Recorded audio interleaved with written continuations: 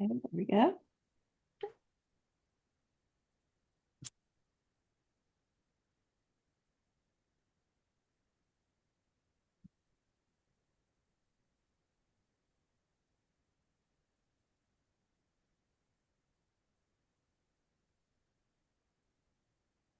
Okay, we're live. Okay, great.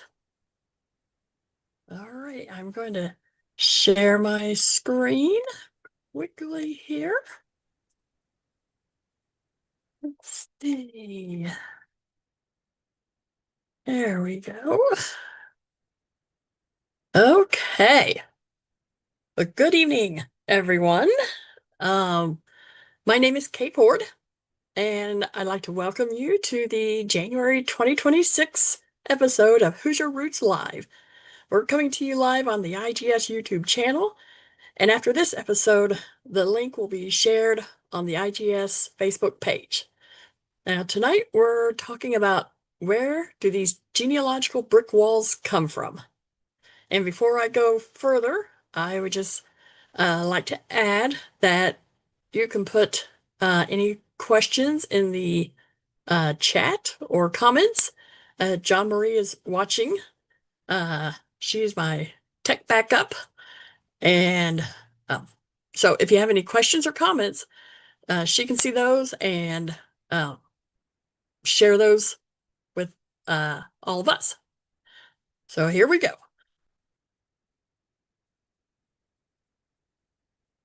Okay. First, a disclaimer. I created this graphic presentation with AI. I used Gemini. I asked AI to help create my slides and added my own knowledge and my own 2 cents here and there. So brick walls. We've all had them. This presentation is broken down into 3 main groups of brick walls: ancestor-related challenges, records and location issues, and yep, even human error. So here, we're going to throw the blame on the era, the time of our ancestors. It wasn't their fault, of course, just the time that they lived in. And here we are, almost 250 years out from the Revolutionary War, and boy, have we progressed. I mean, full text search at familysearch.org. Come on, let's use this technology to our advantage. So common name equals a common brick wall. John Smith is common, as is Mary Brown. But what about the name George Washington Smith or Thomas Jefferson Jones? Consider the 1790 US population. There were 3.9 million people living in the new United States. There are bound to be some common names. My few thoughts on ways to separate same-named individuals: censuses, tax records, land records, and marriage records. Analyzing and correlating records of same-named individuals can help you differentiate 2 separate people. So, what do you have to add? You can put your thoughts in the chat or the comments.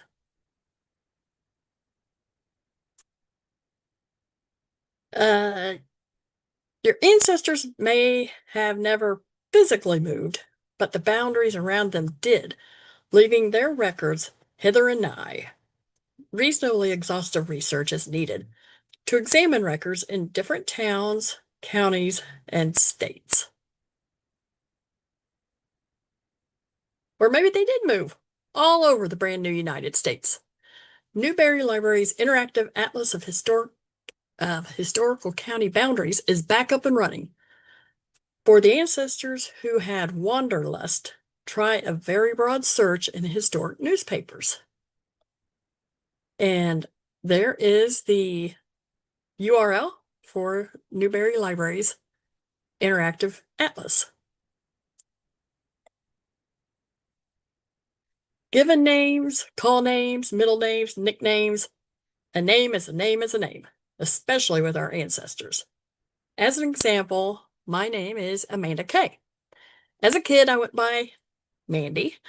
When I was married, I went by Amanda. And now that I'm divorced, I go by Kay. Let me tell you, when I shared with my friends and family that I was going to use my middle name, I was met with fairly extreme resistance. I still am called by all three names by different groups of people. Legally, though, I use my first, middle, and last names. Our ancestors legally didn't have to do that. They were not required to do that. How many legal documents from the 18th and 19th centuries have you seen marked with an X? Remember to cite your sources in these instances. You may have several documents with several different name variations for one person. What are some examples you have of ancestors who use different names?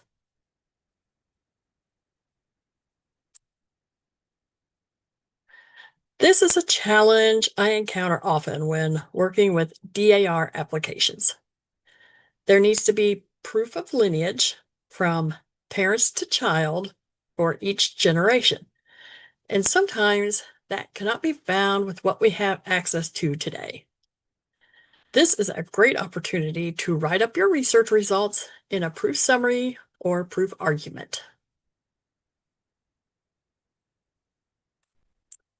And when I'm working with someone who realizes their ancestor gave varying birth dates over time, I remind them that while we all are present at our birth, none of us actually remember the date and time.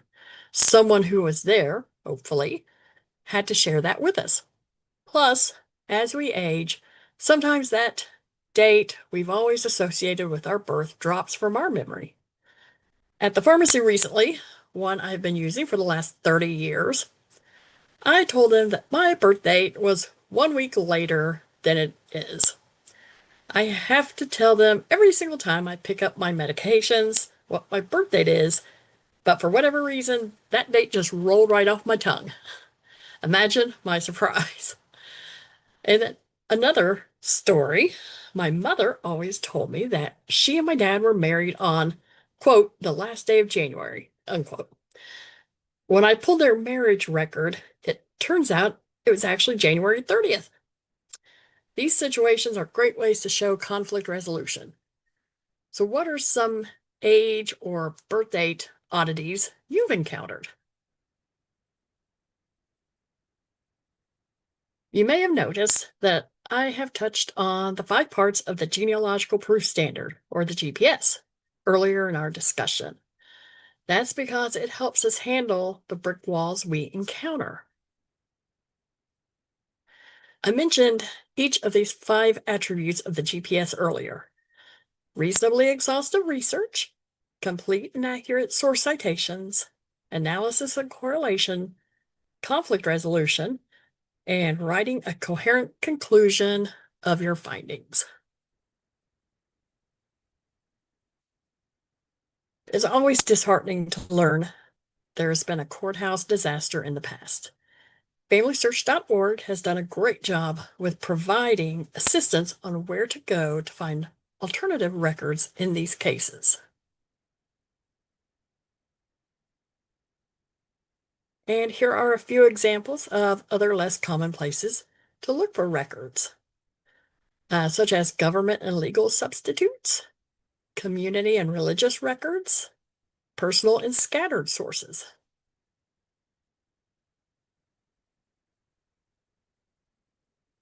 And this we discussed earlier, um, the challenge of documenting lives without official state records.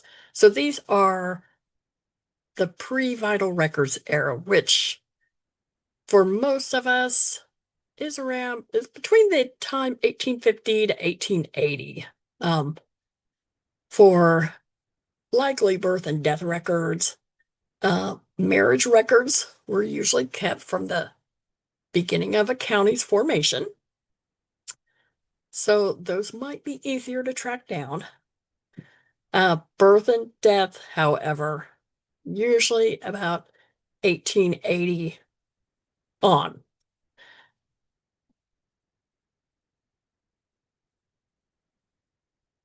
And ancestors who disappear.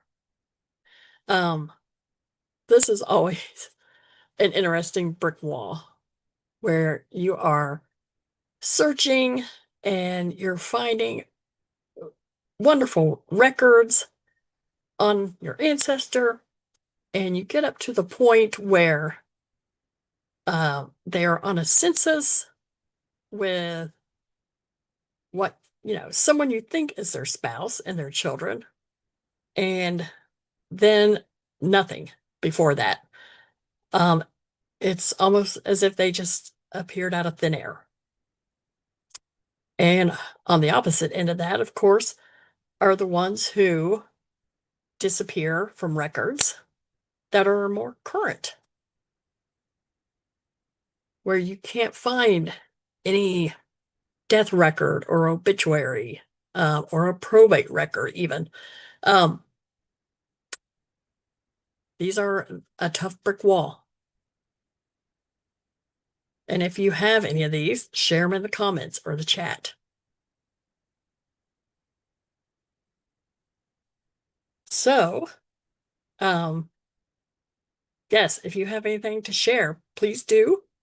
And John Marie will uh, let us know about any of those. And let's see. Let's move on. Okay. Location and record challenges. These are related to the place your ancestor lived and the records created there. So this has to do with where your ancestor was living and how they created the records or how they didn't create the records, and how those present brick walls in your research. And boundary changes. This is a closer look at boundary changes. Finding the correct jurisdiction for your research is key. So on the left side, we can see a map from the 1850s showing historic jurisdictions, and a map on the right, which is a modern day map showing current jurisdictions. And you can see how they changed over time. And that would help you determine where to look for historic records. It may not be the current jurisdiction. It may be in a more historic jurisdiction. Language, handwriting, and phonetics all play a role in brick walls. Records written in a foreign language coupled with old-fashioned handwriting can be challenging. Phonetics, or how humans produce and perceive sounds, is yet another challenge. Consider a census enumerator asking an immigrant family for the names of their family members. As an example, my great-grandmother's brother was noted as Birdie, and that was spelled like a bird with wings on the census. And he was also noted to be a female when his name was actually Bernard, and the family called him Bertie. They were immigrants from Ireland. And so I'm guessing there was a bit of a phonetic challenge there. So this is becoming less of an issue thanks to technology. I still search through unindexed probate books on Ancestry. Thank goodness for handwritten indexes in the original ledgers. As well, watch for errors in transcriptions of indexes due to old handwriting standards. And I always hate to find a gap in records. It makes me think, much like the fellow in this graphic, I'm sure I've looked like that in an archive or library on more than one occasion.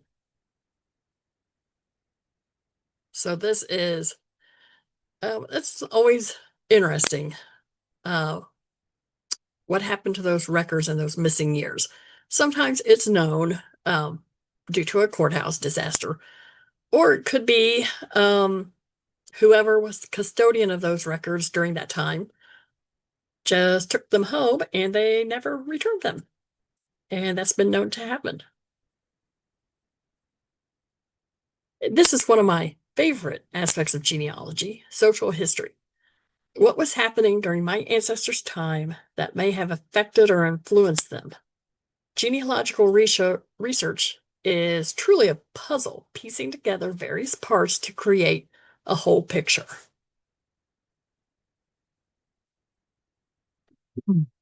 So here we are at human error. It's not really human error. It's sometimes we're so excited by what we're finding, we forget steps or we don't even know the steps we should be taking. And as baby genealogists, I'm guessing we've all had one or two of these happen to us. It's how we learn.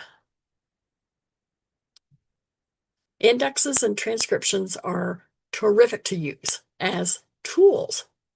Use an index or transcription to guide you to the original record, if possible. As mentioned earlier, watch for inadvertent errors in transcribed records. Elizabeth Shown Mills coined the term, excuse me, fan club, or friends, associates, and neighbors. Your ancestors' fan club may have, and typically did, play some role in their life. Their records can be just as important as your ancestors' records. And I'm sure most of us have heard the old carpenter's adage, measure twice, cut once. You can apply that rule to genealogical research. To measure twice, in my opinion, is when you find a piece of information, you touch it once, and you record the source. Touch it twice. So you've touched the information twice, and then you cut the information into a source citation when using it in your research report.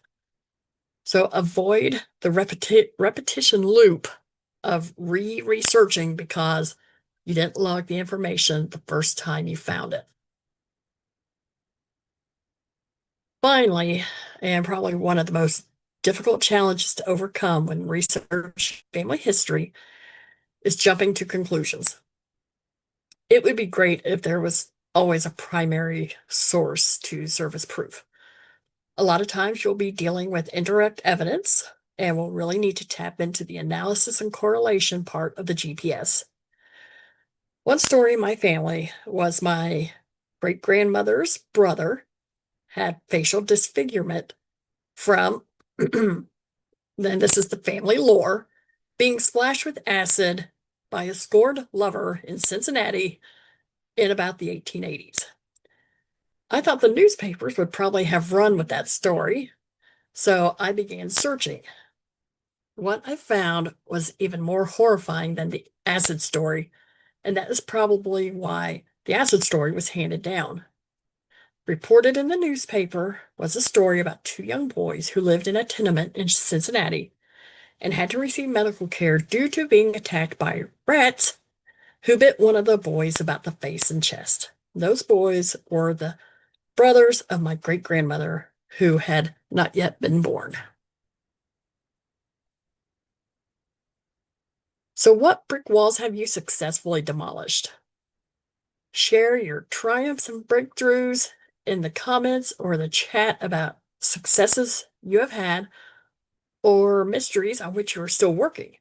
It's always a thrill to happen upon a record or information that has eluded you and breaks that brick wall wide open. Keeping in mind that tips and tricks shared here will hopefully help you along your journey. And I'd just like to take a moment to share with you all about 250 for 250, the new fundraising campaign that IGS is spearheading to raise an additional $23,000 and maybe more for the Veterans Bounty Land campaign through the National Genealogical Society. The goal is for each of Indiana's 92 counties to donate at least $250 towards the VBLC before May of 2026.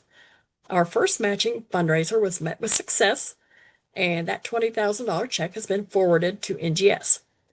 An organization in each county should be in charge of raising funds and then forwarding them to the IGS treasurer, Susan Hyder, at the IGS postal address in Fort Wayne. She will then deposit those funds in a special account designated for the VBLC.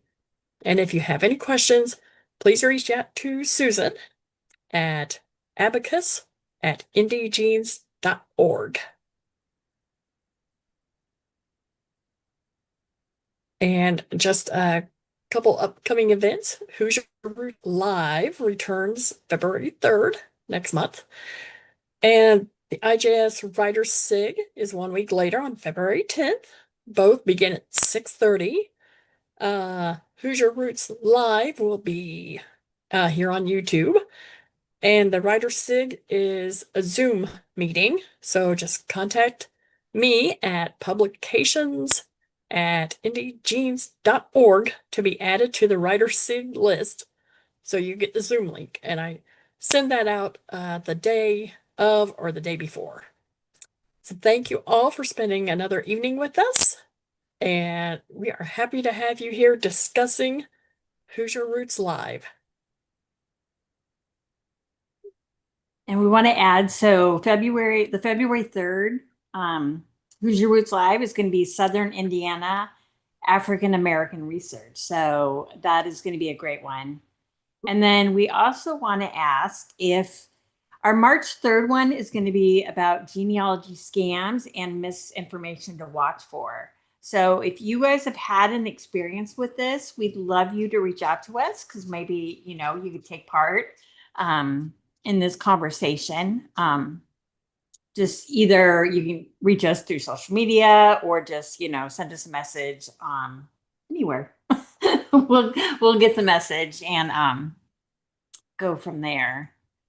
But I wanted to point out, Barb made a comment that I thought, I forget about it sometimes, but she said, if you're lucky, an ancestor died in a census year and it turned into a mortuary schedule. So that's something to check that some people sometimes forget. We had Those are always helpful conversations going. Yeah. Oh, terrific. I have to mute YouTube while I do this. So, Yeah. so because we experienced that when we practiced, and it's hard for me to hear my voice lagging.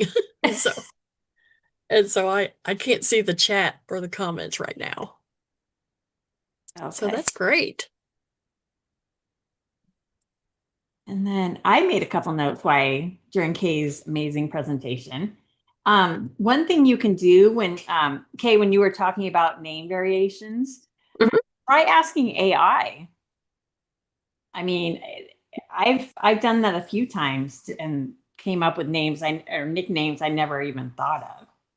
That's but it's a great quick idea. and easy than trying to figure it out yourself. It saves a lot of time. Mm-hmm. And then I also have been using AI with the social history aspect of it. And I will actually tell it who I'm working on, but I'll tell them the town, the time period, and I'll ask AI. And I know sometimes it will hallucinate, so it's going to be something you're going to have to check into. Mm-hmm. But it'll give you a list of events that happened during that time period that it can find. And sometimes it'll mention like floods or winter storms or stuff that would be hard to find, but AI can really pick up on that pretty quick. Let's see. AI is, I'm finding it to be a time saver. Big time. In some instances. That great grandmother that I mentioned, the one in Cincinnati, she was one of those with missing birth record, and she was born 1884 in Cincinnati. So there are relatively decent records in that large of a city, but there's no birth record for her. And what I found out was, just a minute, I'm going to cough. Excuse me. what I found out was she was born February 14th, 1884. There was a courthouse riot in Cincinnati at the very beginning of March of 1884, Oh, and wow. some records were destroyed. So um, that was one of those conflict resolution items I had to um, work with. A lot of indirect evidence to prove her birth date. But Yeah. yeah, that was one of those gaps in the records.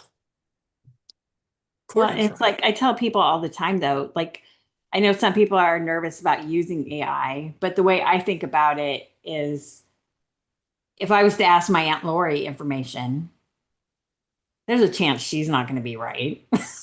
You know? So, or if you get into a round table, not everyone's going to be right on everything. So, Mhm. expecting ChatGPT to be right every time, it's not really fair when it Mhm. it's not human, but humans make mistakes. So, but it definitely changes, any questions you have. I mean, I Mhm. know you and I have been using it more and more. You Mhm. can even put in a brick wall and ask for ideas of what maybe something you're not thinking Mhm. about.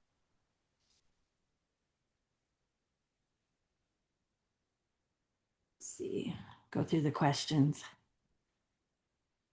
I think a lot of people mention different names, different ways of haze or haze. Oh Spell goodness. a lot of different ones on that. The Westgate. one I uh, the one I found working at the Historical Society is the last name Llewellyn. There are so many variations. Oh my golly. Well, I think I put in, I had asked ChatGPT about Killian because I spell it Killian. And I Mhm. said, are there any other variations? And it came up with like 10 others. I'm like, Wow. oh, Lord. You just don't know what you're going to get. Oh, Hmm. I've heard of Mary being nicknamed Polly. I've heard of that before.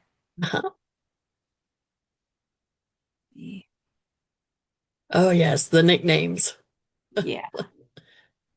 That crack when I found that one on the census where um the brother Bernard, he was like 2 years old on the census, and so they said Birdie, and the census takers wrote it like Birdie, and a female, Oh, and it was Uncle Bert. So that's my mom, Bert E. So I always think of that one. My grandpa Harold, he one census was called, they spelled it Herald when he was, I guess, 3 years old. and Barb even just mentioned that sometimes it's a cursive thing that it doesn't catch it right. Hmm. Like A can look like O, or double Hmm. S is often a double F. The handwriting, well, Yeah. that throws AI and human Yeah. transcribers. I have been able to take like a handwriting, and if I can't figure out what the word is, Hmm. I'll drag it over into ChatGPT and ask it to transcribe it. And sometimes I can start to piece it together because even it might Hmm. not be right, but it might piece some of the words, letters together, and I'm able to. Yeah, I've that started helps. doing that. Yeah.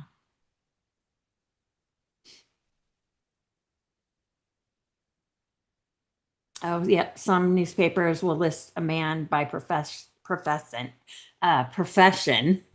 like Mhm. Judge Jones or Dr. Brown.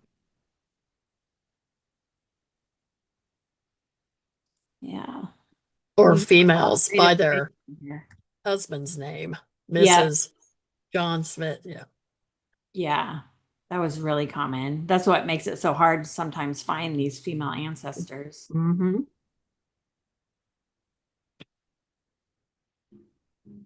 And talking about female ancestors, we are looking for articles for our next journal on Hmm. females. from Indiana. So if you guys have Yep. ideas, we're looking for articles. I think the deadline is mid-February. And you can always send it to our publications email address, or our editor, Joy Neighbors. And I think her email's on the website. When Barb said even foreign languages can be translated with ChatGPT, and I have done that too. Extremely helpful. Yeah.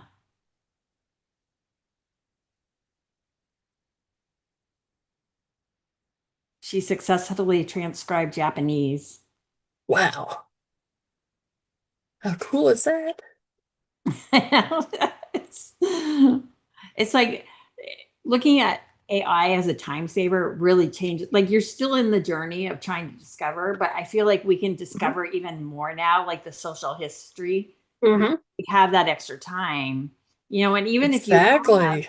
I think someone mentioned they were having problems finding someone on a census record, but you can put the information and Mhm. actually into ChatGPT, just like you're talking to anyone. I just do like brain dumps and it'll give Mhm. me ideas to check out.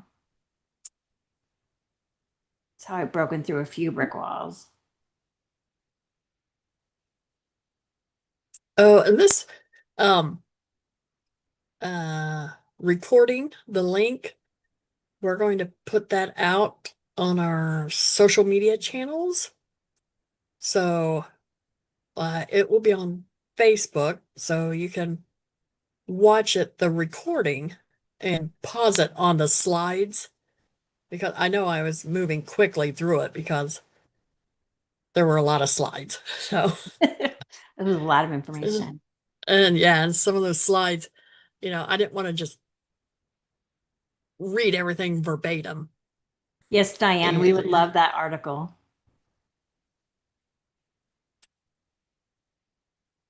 Diane says, my second great grandmother wrote the history of Morrisville, Indiana oh, in 23. And she said, would we be interested in the article about her?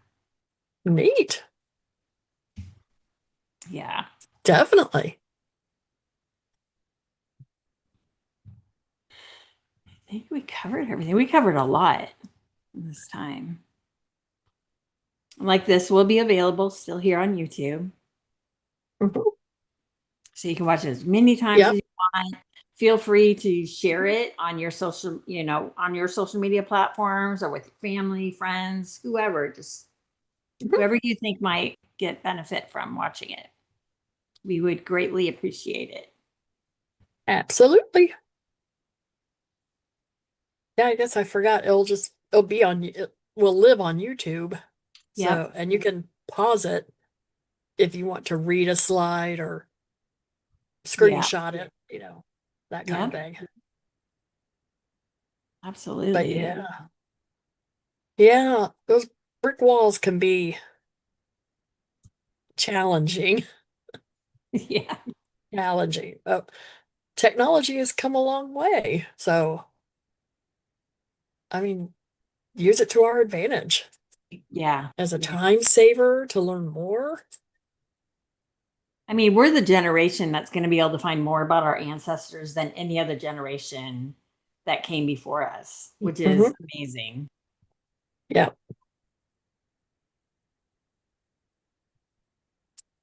I know I have one of my grandfathers, he would have loved AI. So, or he just would have loved the internet.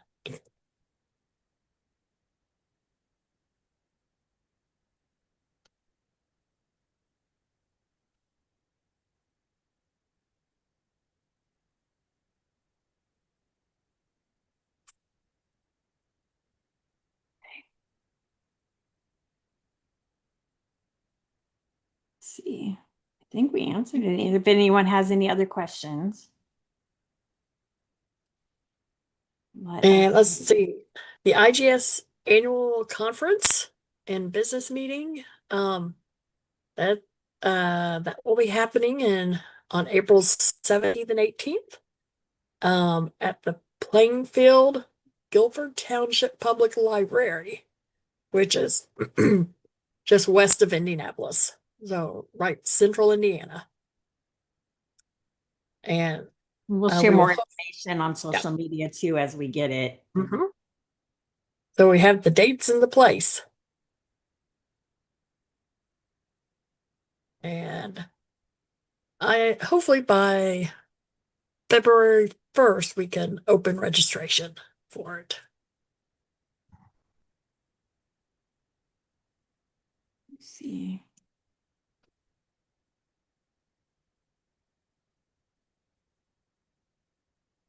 Just checking, make sure we got everything.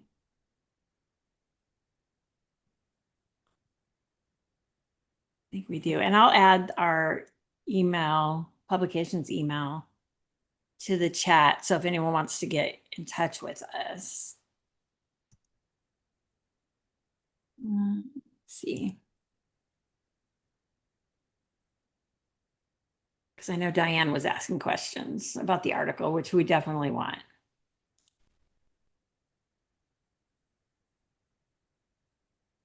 There's the email. That is a good New Year's project. All right, I think that's it for tonight. Happy New Year, everyone. Yes, Happy New Year. We made it to 2026. I think this might be the beginning of our fourth season. Yeah. Have we? Yeah. So Yeah, now yeah, it has this is been our, 4 years. yep. So happy to have y'all here. Yeah. Welcome back. And yep, we're trying this on YouTube live and hopefully it's going okay. I think next time I'll be able to watch the chat and Yeah, whatnot. it'll I'll take us a be, few times to get the yeah. tweets because I think Diane said she didn't get the notification this time when we went live. Ah, So hmm. we're figuring all that stuff out. I I did get the notification. We did a practice last night. In my email Oh, did when you? we finished our practice and I Oh, checked my okay. email, there was a notification. So Huh. I really needed it on my phone though. So oh boy. Oh yeah. So top of the fourth season, always learning. Yep. Well, thanks everyone All right. Thanks, everybody. Have a good night. joining us. There we go.